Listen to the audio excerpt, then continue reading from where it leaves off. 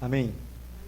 1 Samuel 15, do 1 a 3 e 9 a 12, diz assim: Então disse Samuel a Saul: Enviou-me o Senhor a ungir-te rei sobre o seu povo, sobre Israel. Ouve, pois, agora a voz das palavras do Senhor.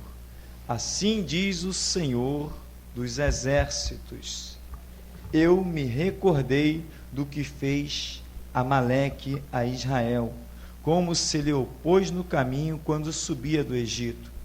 Vai, pois, agora e fere a Amaleque e destrói totalmente tudo o que tiver. Não lhe perdoes, porém matarás desde o homem até a mulher, desde os meninos até aos de peito, desde os bois até as ovelhas e desde os camelos até aos jumentos. Verso 9. Saul e o povo perdoaram a Agag e ao melhor das ovelhas e das vacas, e as da segunda sorte, e aos cordeiros, e ao melhor que havia, e não os quiseram destruir totalmente. Porém, toda coisa vil e desprezível destruíram totalmente. Então veio a palavra do Senhor a Samuel, dizendo: Arrependo-me de haver posto a Saul como rei, porquanto deixou de me seguir e não executou as minhas palavras. Então Samuel se contristou e toda a noite clamou ao Senhor. Amém. Você pode citar em nome de Jesus? Querido, existem convicções que estão equivocadas. Às vezes as pessoas estão muito certas das suas ideias, das suas ideologias, das suas filosofias, mas o que nos faz realmente certo é a palavra do Senhor. Mesmo quando tudo é contrário, se a palavra do Senhor nos aponta um caminho, acabou. O que era errado passa a ser o certo, porque Deus o falou. Agora, quando nós temos algumas convicções, e estas convicções não estão de acordo com a vontade, com a palavra, com a retidão da palavra de Deus, nós corremos um risco muito sério de termos convicções equivocadas. E nós vamos ver alguns exemplos aqui de pessoas que tinham as suas convicções, mas estavam equivocadas. E estas convicções erradas, embora de difícil percepção, é bem verdade isso, mas contudo, trouxe males, trouxe dores, trouxe uma série de situações que, se a pessoa tivesse realmente conhecido a vontade de Deus, ela não teria embarcado naquela situação. E aqui nós vemos Saul. Saul, ele recebeu uma palavra do Senhor. Contudo, o que ele faz? Ele age de maneira contrária a esta palavra. Mas quando Samuel chega até ele, ele está convicto da ação dele, da atitude dele. E Samuel diz assim: olha, executou a palavra do Senhor? Executei. Eu fiz tudo conforme o Senhor falou. Aí Samuel diz assim: ué, como é que eu estou ouvindo um balido aqui nos meus ouvidos? Um som de ovelha? E esse mugido de vacas? O que é isso aí? Se você executou a palavra do Senhor, não deveria estar ouvindo isso? Quem é aquele homem ali? Era o rei dos inimigos que ele deveria ter destruído.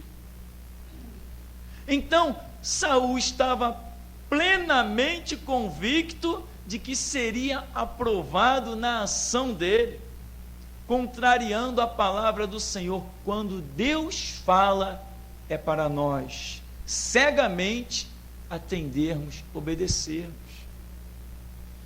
Você acha que Abraão não foi chamado de louco, não? Quando subiu naquele monte? O que será que Sara pensou de Abraão? Não, não é possível, esse teu Deus, tu está doido com esse negócio de estou ouvindo Deus. Isso não é possível uma coisa dessa. A convicção de Sara estava equivocada. A de Abraão, que parecia uma loucura, era certa. Como é que nós podemos saber o certo e o errado? Entra no teu quarto, fecha a tua porta, fala com teu Deus, leva isso a sério. Você vai ver em todas os 4 evangelhos uma retórica de Jesus querendo ensinar o povo a ter comunhão com Deus, querendo ensinar o povo a orar. Aí depois os apóstolos vêm dizendo: olha, pode muito em seus efeitos a oração de um justo. Cheguemos com confiança ao trono da graça para acharmos graça em tempo oportuno. E os apóstolos todos começam a dar um ensino sobre a oração para que a pessoa alcance o centro da vontade de Deus. Então, Saul começa a se desviar desde aqui, e aí depois ele vai fazer o que? Vai perseguir Davi. E ele estava plenamente convicto de que tinha que perseguir Davi e matar Davi. Por quê? Porque ele deixou que o orgulho suplantasse a sua vida. Por orgulho, só porque as mulheres cantaram um cântico lá, Davi matou os seus 10 milhares e Saul os seus milhares. Aquilo ali fez que um orgulho, uma vaidade, uma ira dominasse Saul, e ele ficou convicto e equivocado. Começou a perseguir Davi para o matar e desperdiçou a maioria do seu reinado perseguindo Davi. Organizou exércitos, equipou um exército, viajava de uma cidade a outra para perseguir Davi, empreendia viagens de vários dias para perseguir Davi.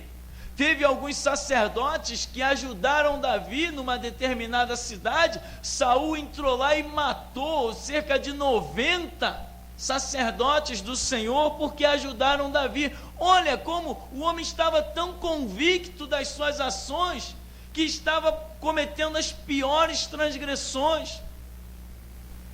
Um rei, no Antigo Testamento, um rei entrou no santuário para oferecer incenso diante do altar do Senhor, convicto. Ele achava que ele poderia, e os sacerdotes: não, você não pode fazer isso, esse ofício não é teu. E o homem: não, mas eu posso sim, porque eu sou o rei. E na mesma hora que aconteceu com ele, ficou leproso, a lepra lhe saiu estampada na testa. O juízo de Deus se manifestou de imediato. Mas ele estava convicto de que podia fazer aquilo. Antes de você fazer alguma coisa, consulte ao Senhor. Quem consulta ao Senhor nunca erra. Quem consulta a Deus nunca erra. Meu irmão, por mais que você esteja convicto, cheio de razão, consulte ao Senhor. Em 2 Samuel capítulo 6, tem um episódio que Davi foi buscar numa determinada cidade a arca do Senhor, que numa determinada guerra se havia perdido, havia sido levada pelos inimigos. Aí quando Davi retorna a Israel, ele se alegrou.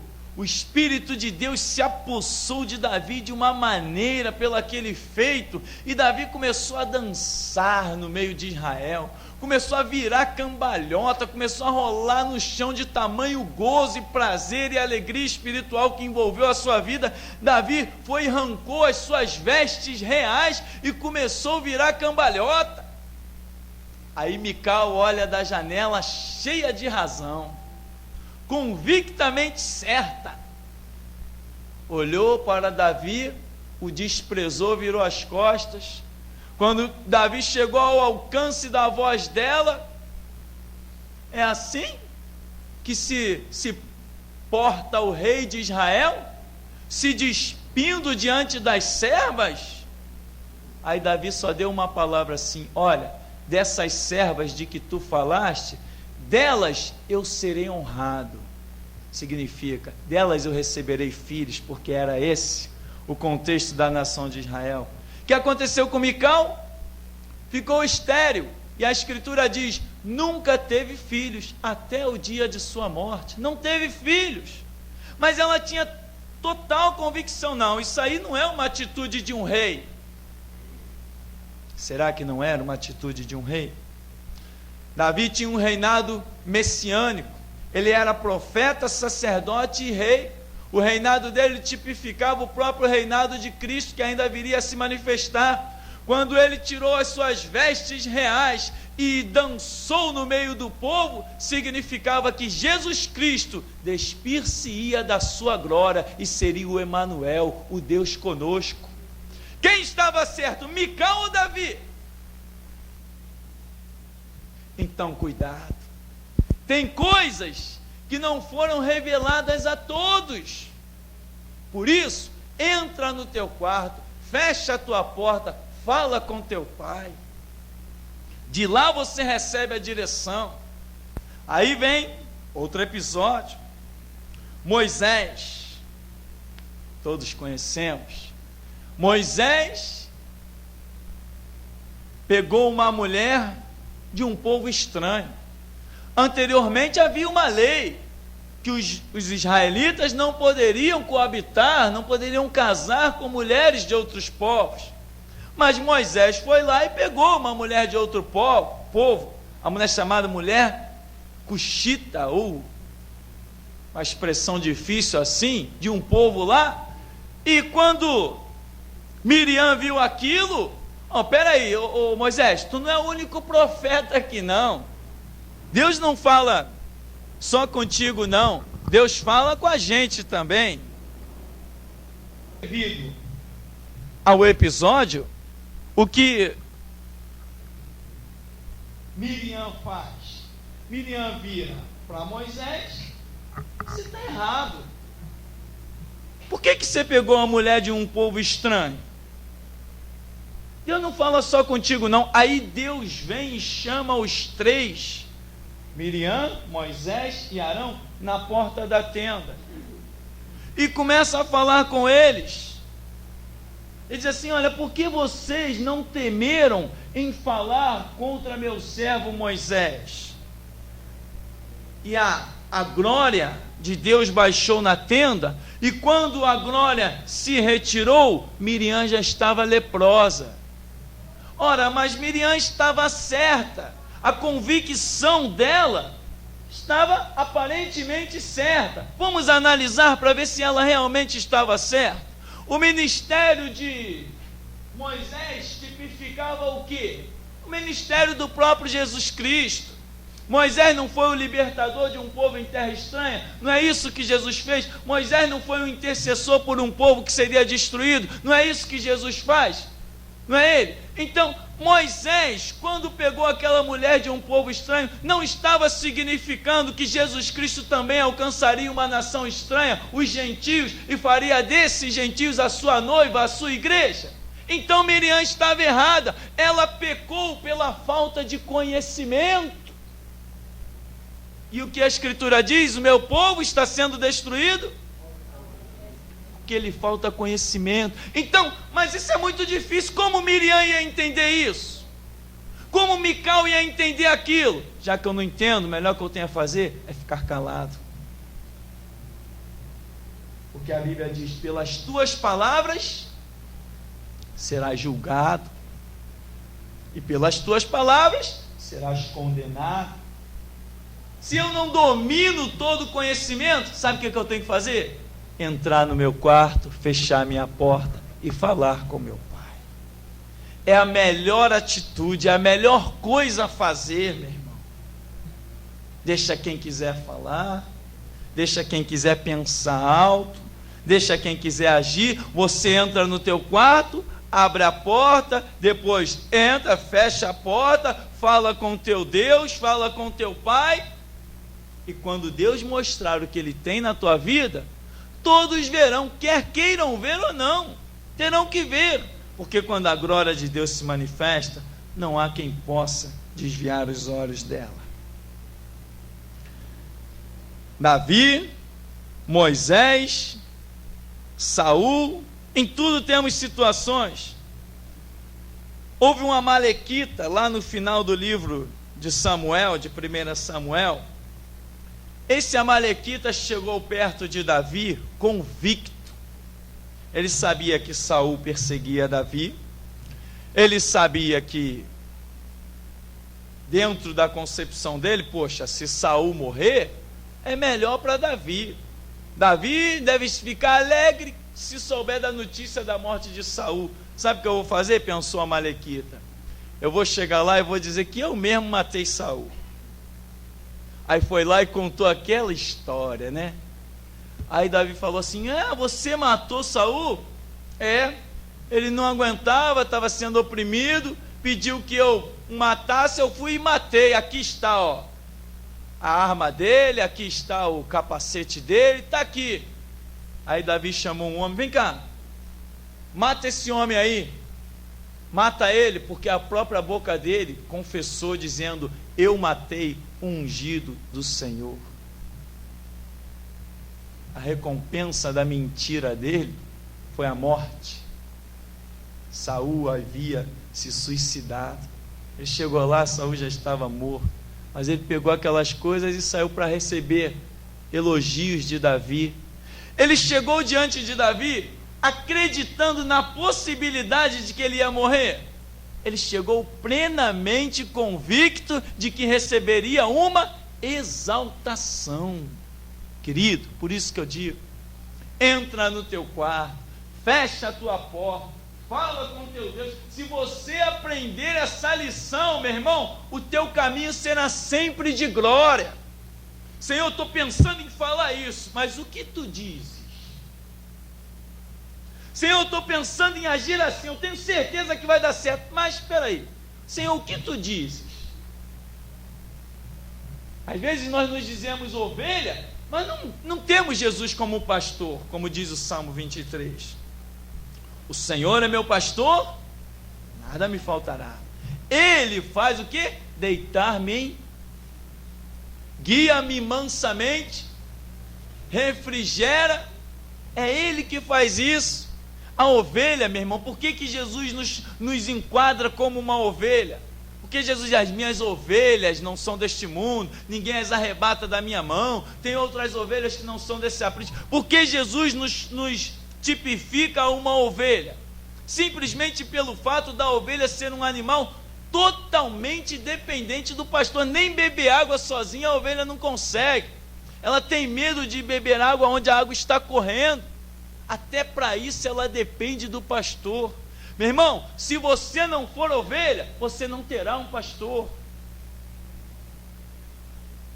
Cuidado com as convicções.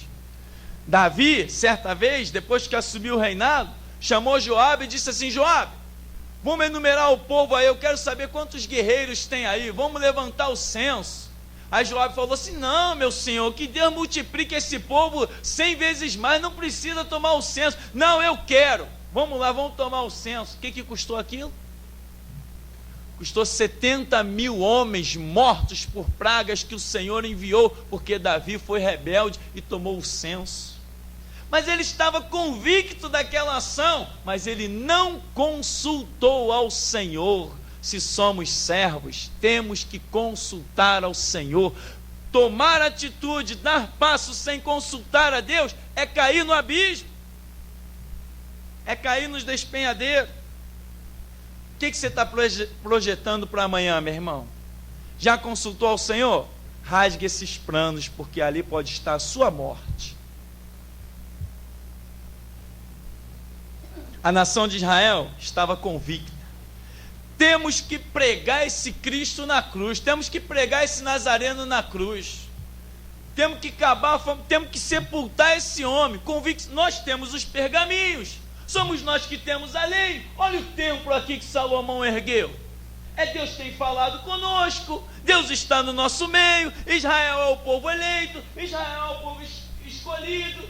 Nós temos a lei que Moisés nos deu. Não há nada maior que a lei de Moisés. Vão matar esse Cristo aí. Convicção plena. Estavam certos? Eles tinham a lei, eles tinham os pergaminhos, eles tinham conhecimento, era eles que transcreviam a lei, eram os escribas, eram os fariseus, eram os saduceus, eram os homens letrados, eram os estudiosos da época, estavam plenamente convictos, meu irmão. Equivocadas convicções é o que tem destruído muitas vidas, porque o povo é destruído por falta de conhecimento.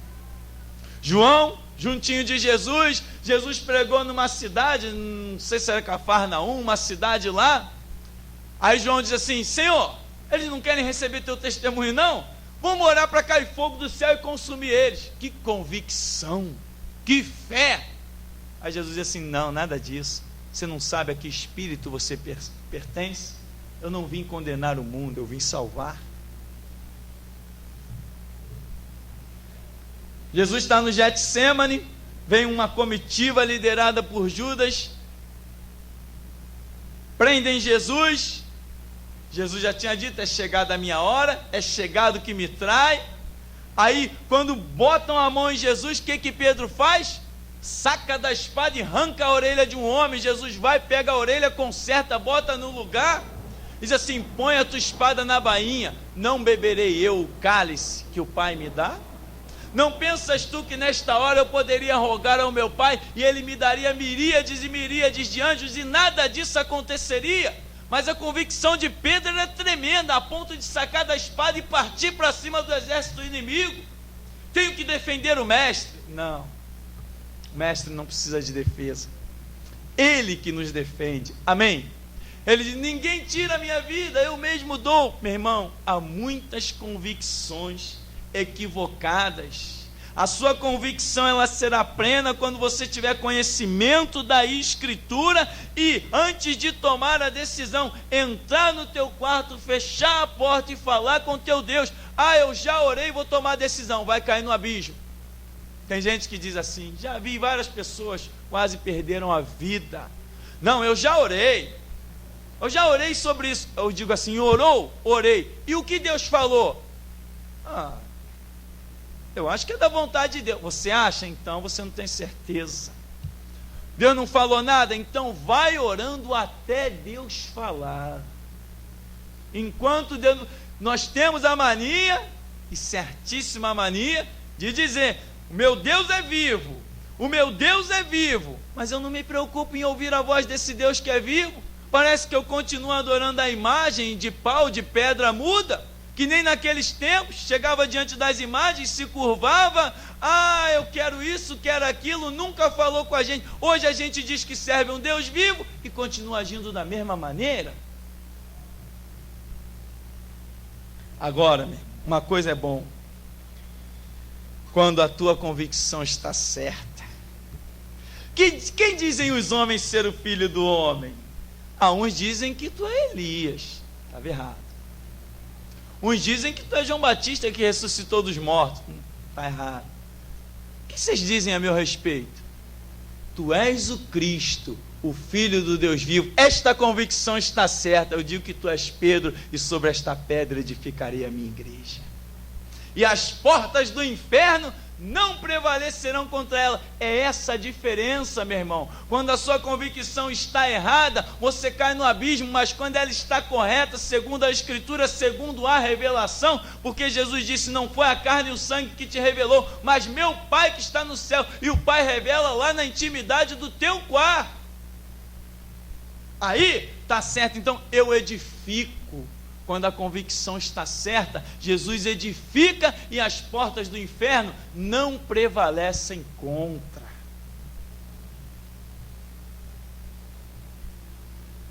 A convicção de João: filhinhos, não amemos apenas em palavras, mas de fato e de verdade. Essa convicção estava... A primeira de pedir para cair fogo do céu estava errada. mas depois é de filhinho. Nós temos que amar. Amai-vos uns aos outros. Aí Jesus esse mudou. Vem cá, vou te revelar o livro de Apocalipse. Amém, meu irmão? Enquanto ele estava querendo que fogo caísse do céu, não podia receber nenhuma revelação. Mas quando ele diz, filhinhos, amemos, Deus é amor. Aí Jesus diz, vem cá, eu tenho algo ainda para falar contigo. Jó, a mulher dele estava convicta. Jó, não te resta mais nada. Rapaz, não aguento nem olhar para você, tu é o resto. Amaldiçoa o teu Deus e morre. E a convicção de Jó? Como fala uma louca, assim falas tu.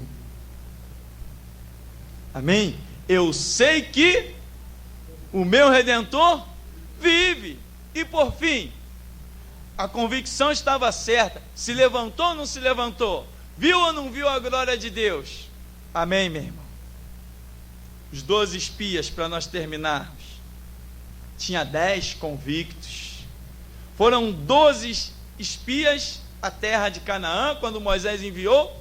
Quando eles retornaram, 10 estavam convictos. Olha, não podemos dominar essa terra. Não, tem gigante lá, nós somos que nem gafanhotos. Somos formiguinha aos olhos deles. É um povo armado, é um povo de espada, é um povo de escudo. Habitam às margens do rio, habitam nas cavernas, são gigantes. Não. 10. Convicção errada. Aí 2, Josué e Caleb, dizem assim, não, subamos animosamente. O Senhor nos prometeu, Ele entregará os nossos inimigos nas nossas mãos. Cuidado com as convicções erradas, meu irmão. 10 representa o número da totalidade.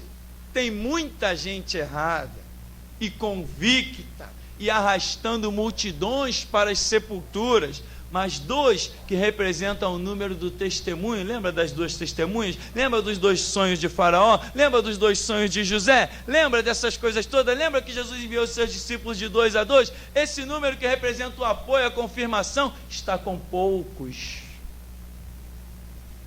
É o Espírito e a palavra trabalhando sobre a terra. Então, meu irmão, o que você vai fazer amanhã? Qual o seu plano para daqui a uma semana? Já consultou o Senhor? O que Deus falou? Ainda não falou? Então vai buscar até Deus falar. Mas não aguça os teus ouvidos só para ouvir o sim de Deus, não. Aguça para ouvir também o não, porque o não de Deus é bênção. Amém? O não de Deus é tanto bênção quanto sim. Quando Deus diz assim, não entra nesse caminho que eu não estou nesse negócio, é uma bênção, é como se Ele tivesse te dado um sim, meu. Amém? Então, cuidado com as suas convicções erradas. Convicções equivocadas podem destruir a sua vida. Amém?